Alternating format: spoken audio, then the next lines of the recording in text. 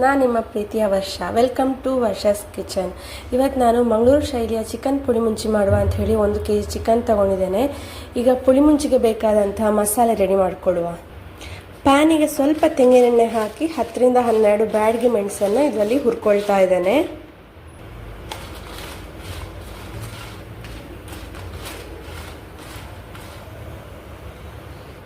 ಈಗ 4 ರಿಂದ 5 ಗುಂಟೂರು ಮೆಣಸನ್ನು ಸಹ ಹುರ್ಕೊಳ್ತಾ ಇದ್ದೇನೆ.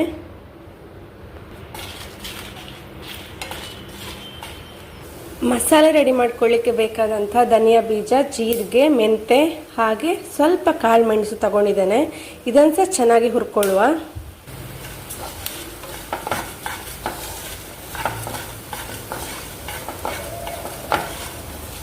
ಹತ್ತರಿಂದ 12 ಎಸಳು ಬೆಳ್ಳುಳ್ಳಿ ತಗೊಂಡಿದ್ದೇನೆ. ಇದನ್ನು ಸಹ ಸ್ವಲ್ಪ ತೆಂಗಿನೆಣ್ಣೆ ಹಾಕಿ ಹುರ್ಕೊಳ್ಳೋಣ. ಒಂದು ದೊಡ್ಡ ಆನಿಯನ್ ಮತ್ತು 1 ಟೊಮೆಟೊ ತಗೊಂಡಿದ್ದೇನೆ. ಇದನ್ನು ಕಟ್ ಮಾಡಿಕೊಂಡು ಸ್ವಲ್ಪ ಹುರ್ಕೊಳ್ಳೋಣ. ಪ್ಯಾನಿಗೆ ಸ್ವಲ್ಪ ಎಣ್ಣೆ ಹಾಕ್ಕೊಂಡು ಕರಿಬೇವು ಸೊಪ್ಪು ಹಾಕ್ಕೊಳ್ಳೋಣ. ಈಗ ಆನಿಯನ್ ಹಾಕ್ಕೊಳ್ಳೋಣ. ಇದಕ್ಕೆ ಆನಿಯನ್ ಸ್ವಲ್ಪ ಬ್ರೌನ್ ಕಲರ್ ಆಗೋ ತನಕ ಇದರಲ್ಲಿ ಹುರ್ಕೊಳ್ಳೋಣ. ಆನಿಯನ್ ಫ್ರೈ ಆಗ್ತಾ ಬಂದಿದೆ. ಈಗ ಇದಕ್ಕೆ ಟೊಮೆಟೊ ಆ್ಯಡ್ ಮಾಡೋಣ. ಟೊಮೆಟೊನ ಸ್ವಲ್ಪ ಫ್ರೈ ಮಾಡ್ಕೊಳ್ಳೋಣ.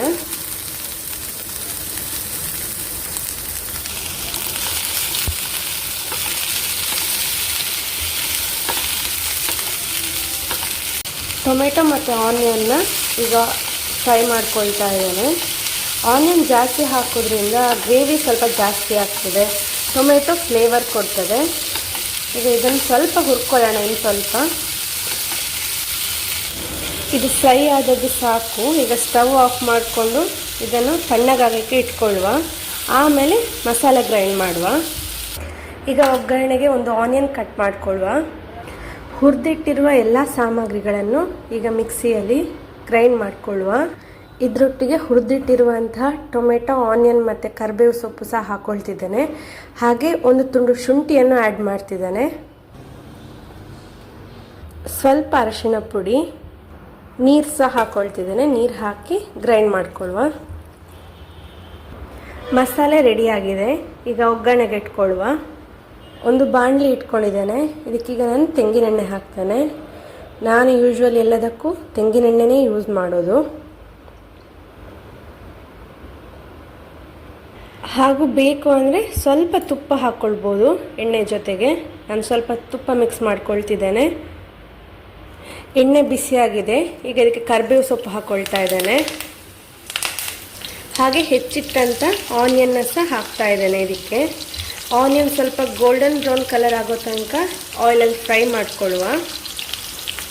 ಆನಿಯನ್ ಚೆನ್ನಾಗಿ ಫ್ರೈ ಆಗಿದೆ. ಈಗ ಇದಕ್ಕೆ ಚಿಕನ್ ಆ್ಯಡ್ ಮಾಡಿಕೊಳ್ಳುವ. ನಾನು ಜಿಂಜರ್ ಗಾರ್ಲಿಕ್ ಪೇಸ್ಟ್ ಯೂಸ್ ಮಾಡ್ತಾ ಇಲ್ಲ, ಯಾಕಂದರೆ ಆಲ್ರೆಡಿ ನಾನು ಜಿಂಜರ್ ಮತ್ತು ಗಾರ್ಲಿಕ್ನ ಮಸಾಲೆಗೆ ಆ್ಯಡ್ ಮಾಡಿರೋ ಕಾರಣ ನಾನು ಸಪ್ರೇಟಾಗಿ ಜಿಂಜರ್ ಗಾರ್ಲಿಕ್ ಪೇಸ್ಟ್ನ ಹಾಕ್ಕೊಳ್ತಾ ಇಲ್ಲ. ಮತ್ತು ಯಾವುದೇ ಔಟ್ಸೈಡ್ ಮಸಾಲೆನ ಯೂಸ್ ಮಾಡ್ತಾ ಇಲ್ಲ, ಎಲ್ಲ ಹೋಮ್ ಮೇಡ್ ಮಸಾಲೆ. ಅರಿಶಿಣ ಪುಡಿ ಮತ್ತು ಉಪ್ಪು ಹಾಕಿದ್ದೇನೆ. ಈಗ ಚಿಕನ್ ಸ್ವಲ್ಪ ಒಂದು 5 ನಿಮಿಷ ಹೀಗೆ ಲೋ ಫ್ಲೇಮಲ್ಲಿ ಬೇಯಿರಿ. ಆಮೇಲೆ ಇದಕ್ಕೆ ಮಸಾಲೆ ಆ್ಯಡ್ ಮಾಡುವ.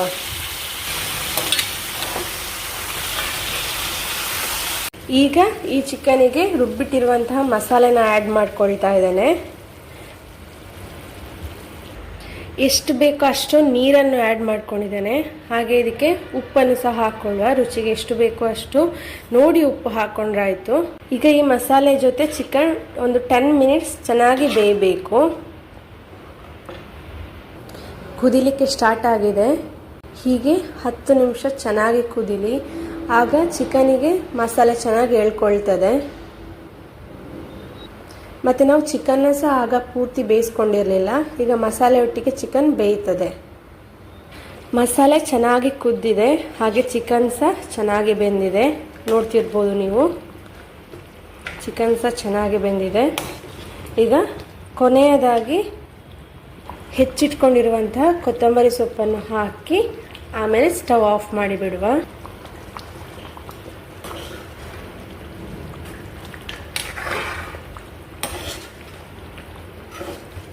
ನೋಡ್ತಿರ್ಬೋದು ನೀವು, ಯಾವುದೇ ಆರ್ಟಿಫಿಷಿಯಲ್ ಕಲರ್ ಇಲ್ಲ ಇದರಲ್ಲಿ. ಮನೆಯಲ್ಲೇ ತಯಾರು ಮಾಡಿದಂಥ ಮಸಾಲೆ. ಈಗ ಚಿಕನ್ ಪುಳಿ ಮುಂಚಿ ರೆಡಿಯಾಗಿದೆ. ಸ್ಟವ್ ಆಫ್ ಮಾಡುವ. ಬಿಸಿ ಬಿಸಿಯಾದ ಚಿಕನ್ ಪುಳಿ ಮುಂಚಿ ಜೊತೆ ಅಕ್ಕಿ ರೊಟ್ಟಿ ಸವಿಯಲು ಸಿದ್ಧ. ಧನ್ಯವಾದಗಳು. ಈ ವಿಡಿಯೋ ನಿಮಗೆ ಇಷ್ಟ ಆದರೆ ಲೈಕ್ ಮಾಡಿ, ಶೇರ್ ಮಾಡಿ, ಹಾಗೆ ಸಬ್ಸ್ಕ್ರೈಬ್ ಮಾಡಿ.